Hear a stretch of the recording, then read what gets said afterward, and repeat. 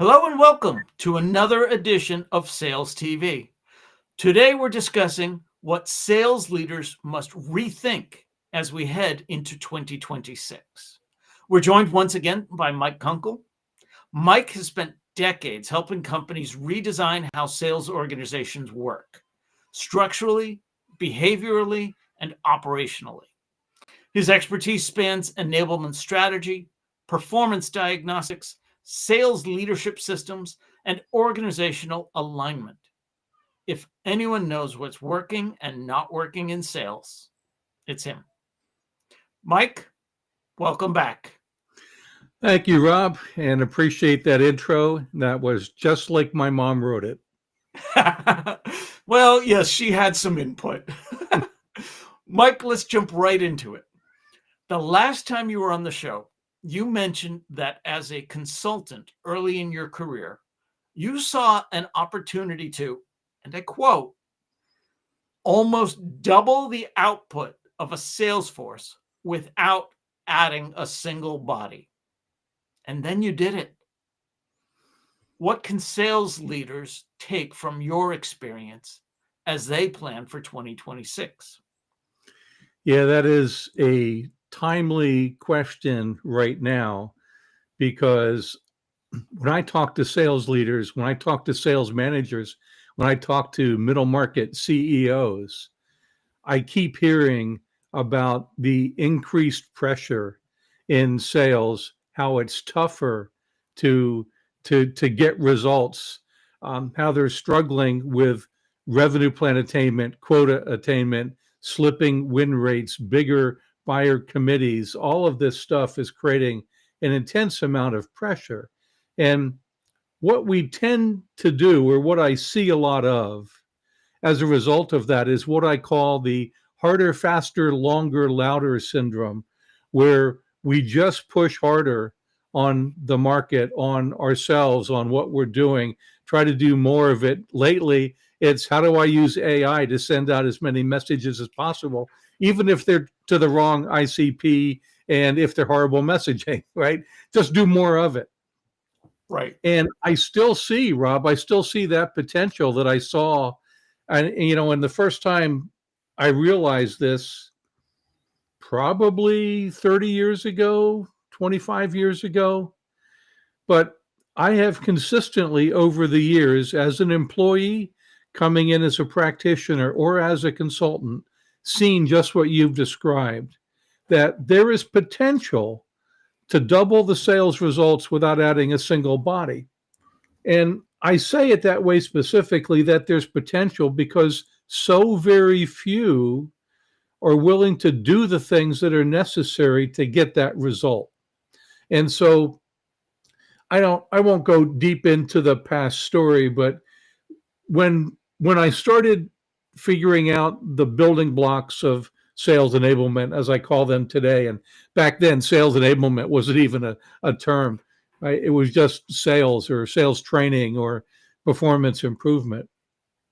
When I started to connect those elements in the building blocks, and when I started to put sales systems in place that would help you execute against those blocks as you go to market, that's where I started to see the biggest traction.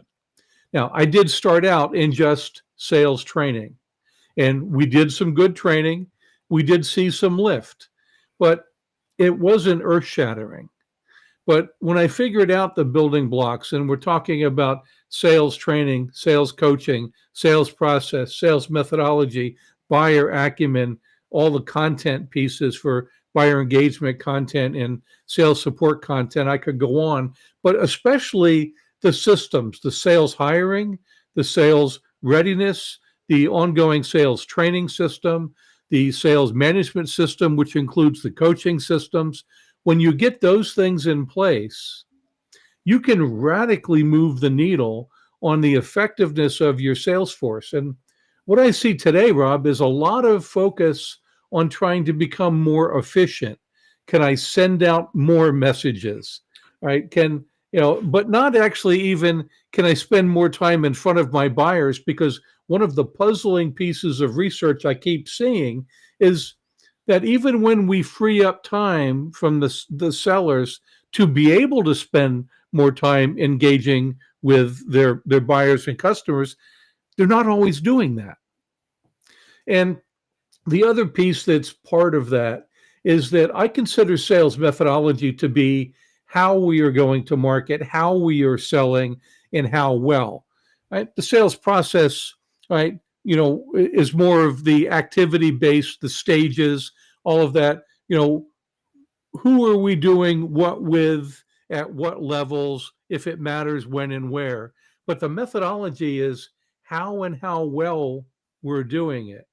And I see a lot more focus right now on efficiency so we can do even more ineffective things faster and louder rather than going to the core of how do I become as effective as possible and then make it possible to do a lot more of that. And it was when I figured some of those things out, and I know there's a lot there, right, that swirls, but when those things kind of came together in the building blocks and the systems, and I was able to get the organization not to recognize the really great deep details of what I do, because look, every time I've tried to explain that to a senior leader, I've almost put their eyes in the back of their heads, but enough of it they could say, this makes sense, this is logical, I can support it. And then I would go off into the deep details and execute and build frontline sales manager capability to drive change, to coach. Right? And that's the other missing piece very often, is that we forget that the frontline sales managers are our true performance lever, a force multiplier, and the driver of change. And we don't work enough to develop them.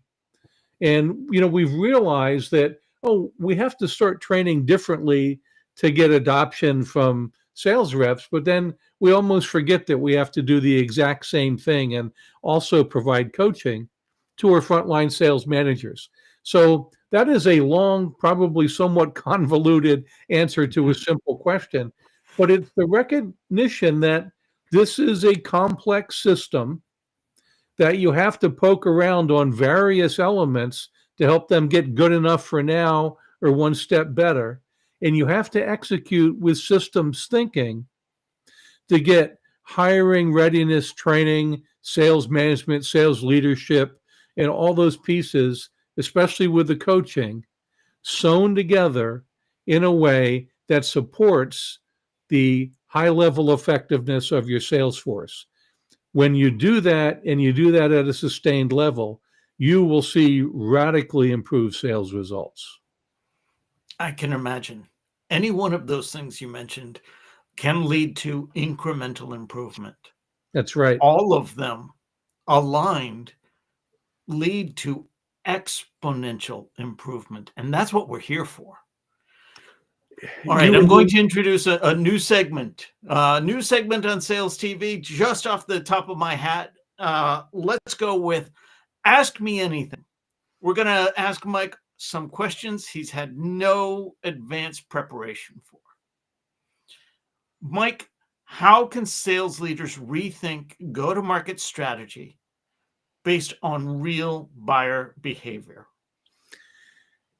Okay, so I have a term I use called buyer acumen. And buyer acumen includes some of the normal stuff around personas, right? What are the roles and goals of, this particular position or a person who holds it?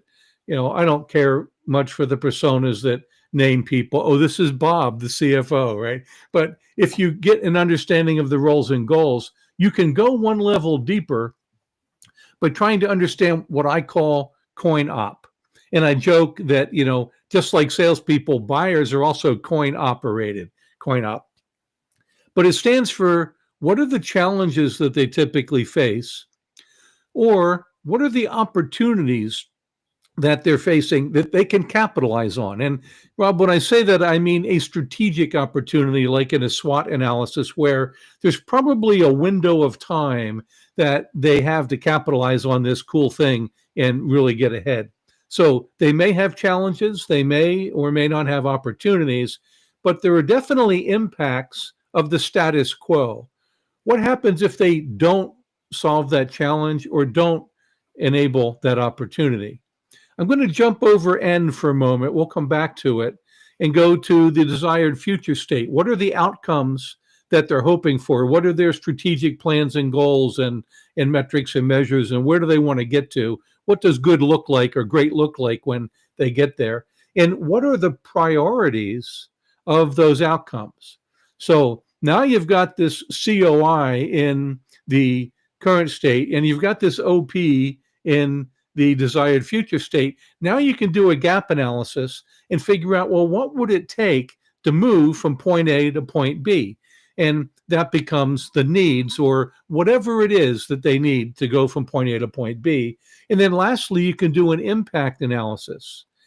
If you reduce the risks or resolve the impacts of the current state and get to that rosy desired future state with the outcomes they want, what does that translate to in terms of improvement? And you need to dollarize that so that you can actually see, and then you can compare that to the cost of the solution later and, develop an ROI.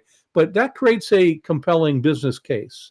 And so if you can start with an understanding of your ICP, and sales leaders, listen to this, because I get dozens of messages a week for things that I have never bought in my entire career and I don't have a budget for.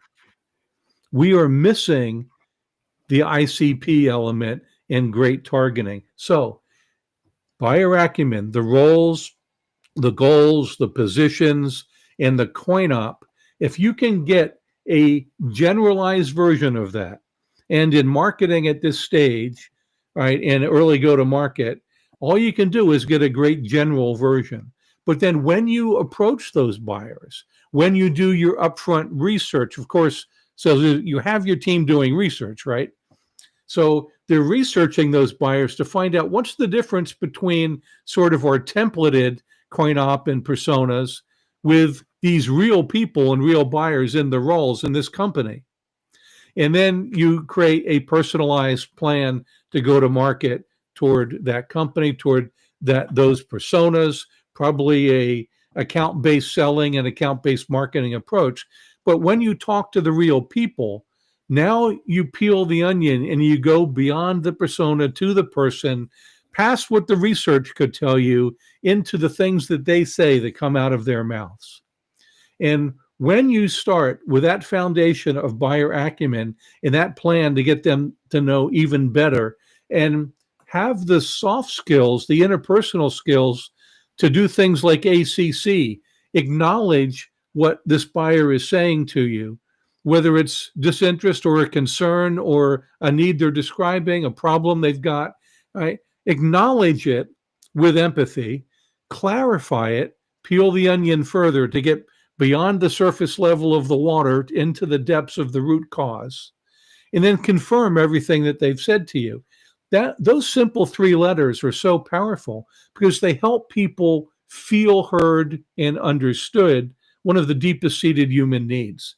And so I haven't said a thing about pose value stories or how you prospect or, what do we do to manage opportunities, how you qualify, because it's got to start with a far deeper understanding of the market and the buyers in it and their coin op and the problems that they've got that you can solve. And if you don't start there, you are literally throwing spaghetti at the wall, hoping something will stick. You are playing what I call the superstition game. Oh, I've done this 1,000 times, and look, I got a lead. Right? You got that lead by luck. You approach someone at exactly the right time.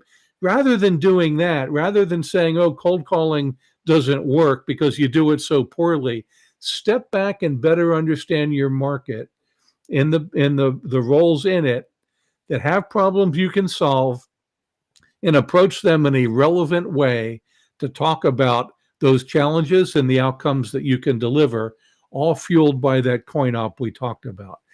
That's another thing, Rob, that I've seen make an absolute massive difference, because if you get all of that right and you do discovery with this current state, desired future state coin op framework as well, then you can mess up a lot of things from that point forward and still win.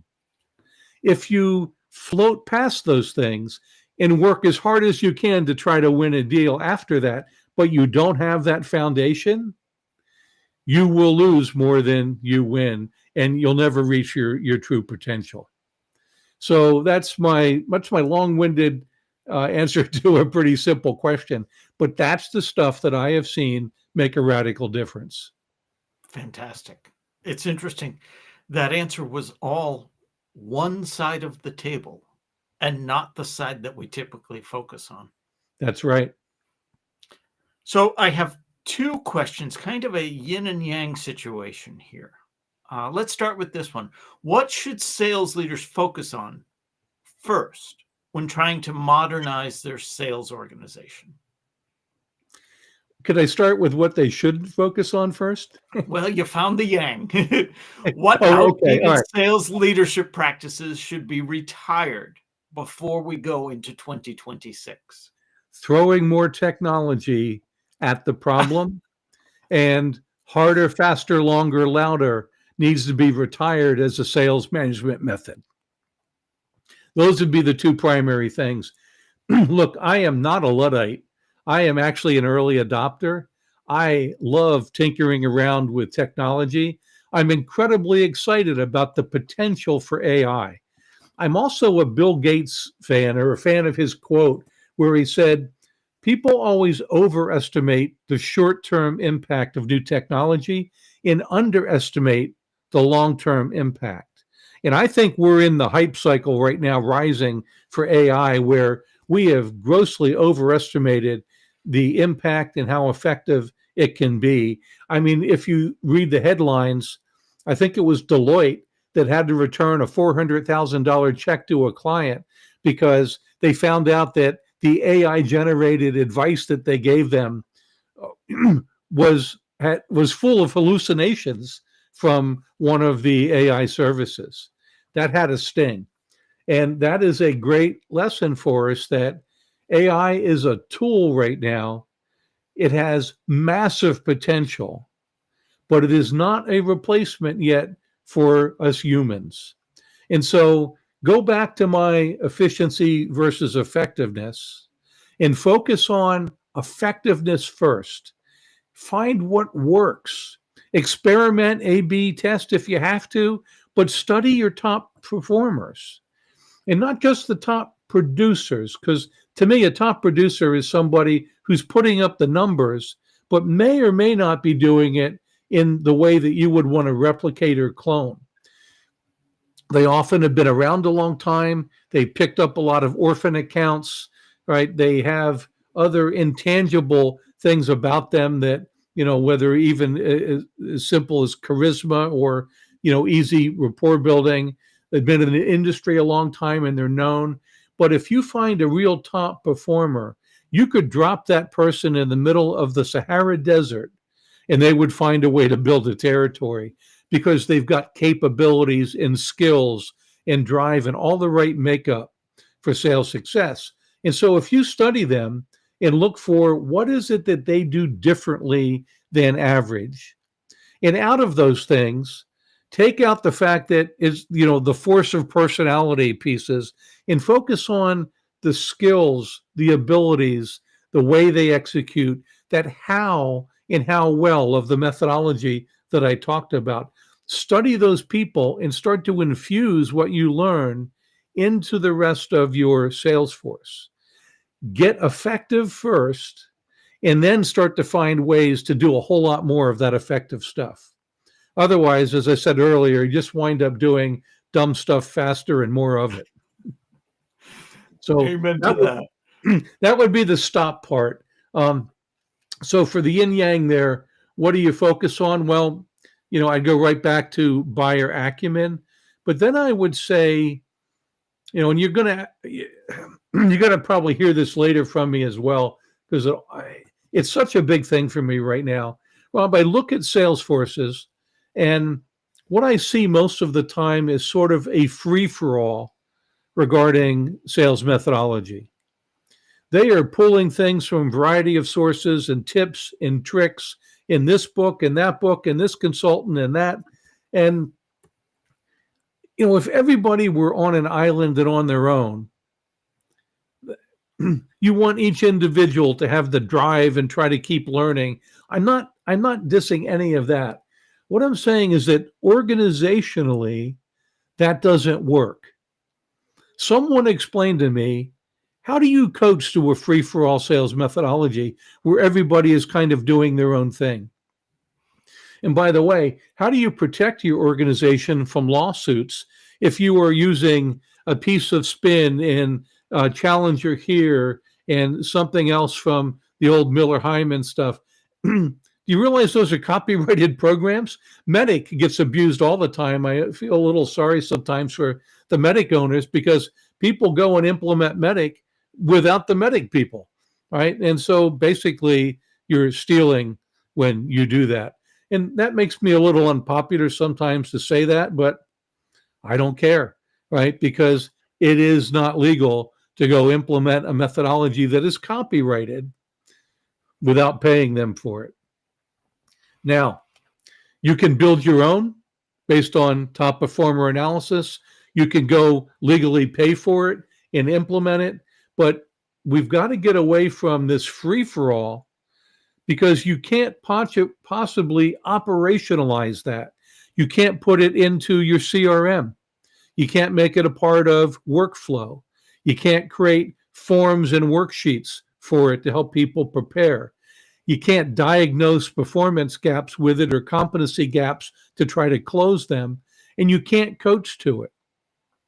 So you've got to find, whether you build it, whether you buy it, whether you rent it, you've got to find an aligned, unified sales methodology that covers your entire customer life cycle, prospecting, opportunity management, account management. And you've got to make that the way we do things around here. And again, if I go back to that, hey, we could double results without adding a body, that's another layer on that, is to get a methodology in place. Now, Rob, you probably know this already. There have been a minimum of 5 studies to show that companies with a formal process and a formal sales methodology and high levels of adoption. In the CSO Insights study, it was 75%, greater than 75% adoption, and statistically significant differences in performance, specifically higher revenue plan attainment, higher individual rep quota attainment, and higher win rates. Now, is there anybody out there listening who doesn't want those 3 things? And yet, you allow in your organization this free-for-all approach to going to market and to selling, rather than having one aligned methodology that covers the entire customer life cycle that you can bed in your CRM, you can create worksheets for, you can coach like crazy, you can develop mastery, and you can get higher levels of adoption and get better win rates, quota attainment, and revenue plan attainment. That one puzzles me, that people aren't just rushing to do that. But that's what I would suggest sales leaders think about and stop doing. I couldn't help but think, when I heard you saying that, I've heard similar things. I've advocated similar things. And the pushback I hear is, oh, but sales is not just a science. It's part art and part science. What do you say to that? I think it's true. I think that there is, let's use my pose value story. There's a problem that certain personas or people like you face that others like you have told us about. There are outcomes that we've helped them deliver. Here's a brief mention of the solution that we did that. Hey, is that something that makes sense to explore further? Pose value story. Now, that's a piece of methodology, and that's a science that creates more relevant outbound prospecting approaches, or later in an opportunity when a new person joins the buying committee it's a great way to introduce them into how did this all get started and how do we fit into it. But that pose value story is just a framework and a model in a sales methodology. The art comes in when somebody named Art does it really, really well, and someone named Tim can barely get a pose value story out. It's never personalized to the people that they're talking with. They don't stop and check, is that problem relevant for what you're facing, Rob? Or after the outcomes, would those outcomes be compelling or helpful? There's not the kind of dialogue where they're using that ACC thing I talked about. It sounds like you're really under a lot of pressure now, and your boss is trying to get you to tell them, what are you going to do to fix it? Let me ask a question about that. And you peel the onion and later you summarize it, right? It's using those kind of skills that I think really makes the difference. And get on another hot topic of mine. I just published something on LinkedIn about, AI enabled practice and human practice, but we don't practice as a whole as a profession. So we lose the art. And even if you've got the science of ACCs and pose value stories and coin op and things that were built based on what top performers do differently, if you execute them horribly, you're not going to get the great result. So to me, that is really the blend between the science of knowing what you should do and how you should do it, and then our human ability to execute on that to a high level of excellence. That's the art and the science, in my opinion. Let's boil it down now. Mike, if you were to emphasize the one thing you would want our audience to take away from today's episode, what would that one thing be? Buyer-centric. We work in an other-centric profession. And this concept of other-centricity applies to so many things in life. I first heard it 35 years ago, probably from Zig Ziglar, when he said on a tape set, we can get everything we want in life if only we'll help enough others get what they want. And I pulled off to the side of the road, backed that up and replayed that because it just hit me like a ton of bricks. And that has stuck with me for years. Everything that I build is other-centric, whether it's managers working with their reps to coach them, whether it's an executive team working with their direct reports, whether it's a salesperson working with their buyers. We help them get what they want, and we get results through others. And when you're working with buyers, of course, I call it buyer centricity. But it goes back to the buyer acumen. It goes back to understanding what are their value drivers. Maybe it's business value drivers. Maybe it is experiential, where they're trying to improve a process or a feeling or customer experience. Maybe it's aspirational to align with mission, vision, values, or initiatives like DEI or sustainability. If you really understand what matters to the other person, then you become multilingual, not French, German, Spanish, and English, right? But you have these four buyers. You can talk about one product in four different ways based on what you've learned about them, their value drivers, what's important to them. This other centricity, and in selling, buyer centricity, is the one thing that if you would change, I think you'd see a huge leap in results. Now, when you step back and then you start to put other things around that, if you become incredibly buyer-centric, there's almost a wheel where everything you learn there with buyer acumen kind of spreads out into everything else you do. The content you develop, for buyer engagement content, the sales support content, the training you provide to reps, everything you do gets better and more informed and more effective because it's seeded with the buyer acumen and market acumen. So that'd be my one thing, Rob. That's fantastic. Lots of pearls of wisdom in there. How can somebody get in touch with you? What's next for you? Yeah, great question. Working through some of that right now. But one of the things I'm incredibly excited about is that I'm taking my sales methodology, which was built with, let's see if I get this right, 16 years of top performer analysis, 12 different studies. Now, that's not one longitudinal study. I really wish it were, but 12 different studies of doing this analysis to figure out what do the top do differently. My entire methodology is built around that for sales coaching, and for sales management.